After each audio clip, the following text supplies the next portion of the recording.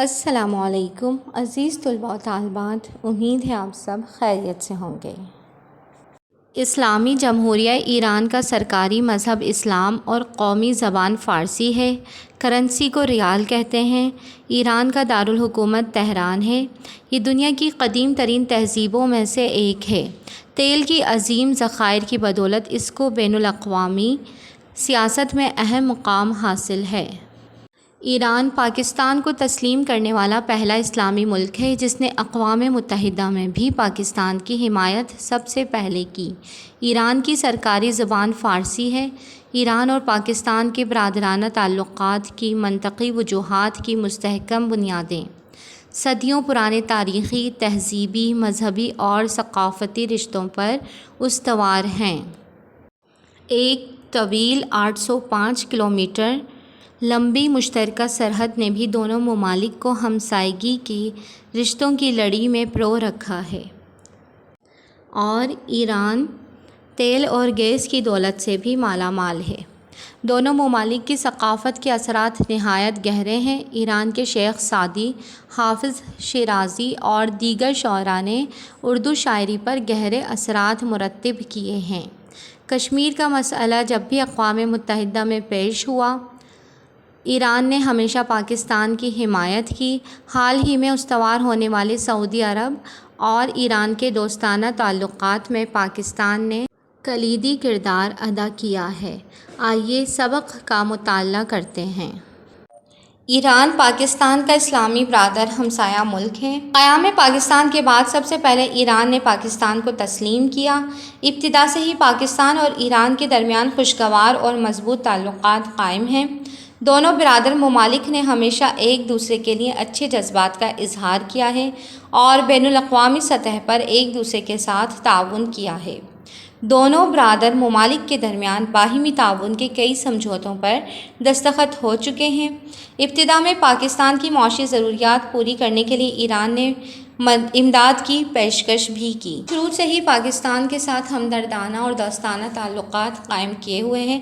تقسیم پاکستان کے بعد پاکستان کی معاشی ضروریات پوری کرنے میں ایران نے سب سے زیادہ امداد کی پیشکش کی تھی۔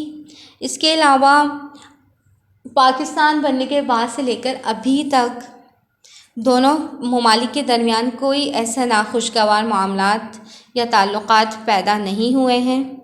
پاکستان، ایران اور ترکی کے درمیان علاقائی تعاون برائے ترقی RCD کا معاہدہ ان تینوں ریاستوں کو ایک دوسرے کے قریب لانے کا سبب بنا۔ اس معاہدے کے تحت سماجی و معاشی ترقی کو تقویت ملی ہے۔ جنرل ایوب خان کے دور حکومت میں اس معاہدے کے ذریعے سے یہ تینوں برادر ممالک ایک دوسرے سے بہت زیادہ معاشی تعاون کر رہے تھے۔ یہ تعاون معاشی، عسکری اور سیاسی نوعیت کا تھا، یعنی کہ تینوں ممالک کے ذریعہ معاش کو، عسکری فوجی قیادت کو اور سیاست کو، جنگ کے بھاری اخراجات میں تیل کی سپلائی خصوصی اہمیت کی حامل رہی ہے۔ ایران نے ان معاملات میں فراخ دلی دکھائی۔ بین الاقوامی سطح پر بھی ایران پاکستان کے موقف کی حمایت کرتا چلا آ رہا ہے۔ ذوالفقار علی بھٹو کے دور حکومت میں پاکستان اور ایران کے درمیان قربتوں میں مزید اضافہ ہوا۔ ایران نے نہ صرف گزشتہ قرضوں میں بہت سی رعایتیں دیں بلکہ مزید قرضے بھی فراہم کیے، کیونکہ مشرقی پاکستان کے علیحدہ ہونے کے بعد پاکستان معاشی طور پر زبوں حالی کا شکار ہو گیا تھا، تو اس وقت ایران نے پاکستان کی کافی مدد کی، جن سے سن 1971 کی پاک بھارت جنگ کے مضر اثرات کم کرنے اور پاکستان کی تعمیر نو میں مدد ملی۔ پاکستان اور ایران کے درمیان مذہبی اور ثقافتی تعلقات دونوں ریاستوں کے عوام کو ایک دوسرے کے زیادہ قریب لے آئے ہیں۔ سن 1971 میں شاہ ایران نے سقوط ڈھاکہ کے بعد پاکستان کا دورہ بھی کیا، جس سے پاکستانی قوم کے دکھوں پر مرہم رکھنے کی کوشش کی گئی۔ کیا آپ جانتے ہیں اسلامی جمہوریہ، یہ موسٹ امپورٹنٹ ہے، یہ آپ کو اچھی طرح سے یاد ہونا چاہیے۔ اسلامی جمہوریہ ایران کا سرکاری مذہب اسلام اور قومی زبان فارسی ہے۔ اس کی کرنسی کو ایرانی ریال کہتے ہیں۔ ایران کا دارالحکومت تہران ہے۔ یہ دنیا کی قدیم ترین تہذیبوں میں سے ایک ہے، یعنی کہ ایران کی تہذیب دنیا کی قدیم ترین تہذیبوں میں سے ایک ہے۔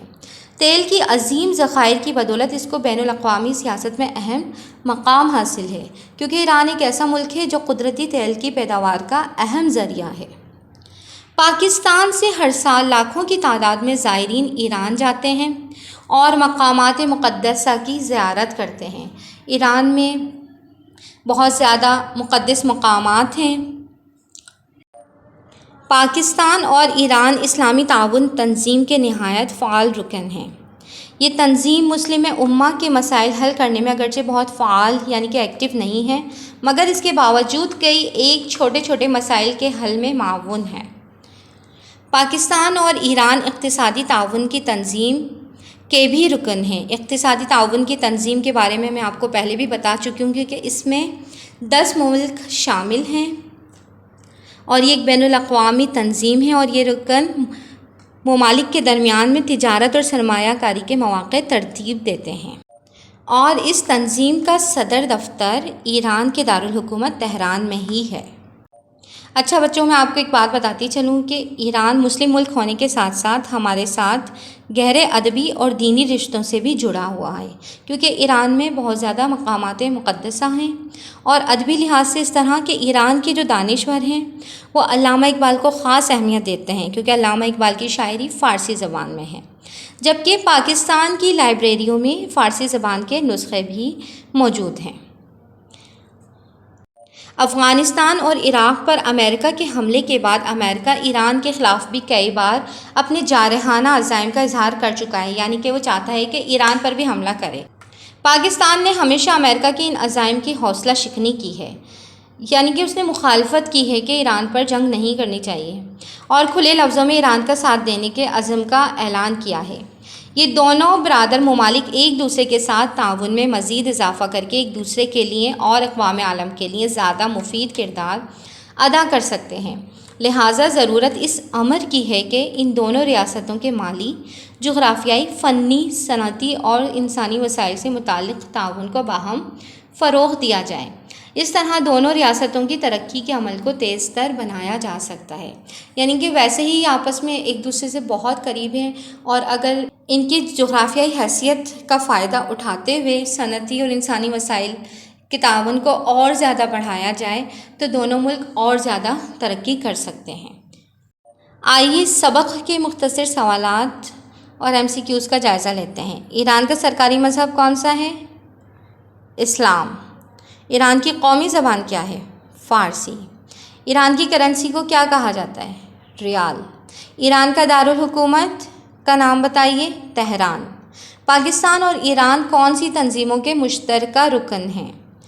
تو اسلامی تعاون تنظیم کے، اقتصادی تعاون تنظیم کے اور علاقائی تعاون برائے ترقی، تینوں تنظیموں کے ایران اور پاکستان مشترکہ رکن ہیں۔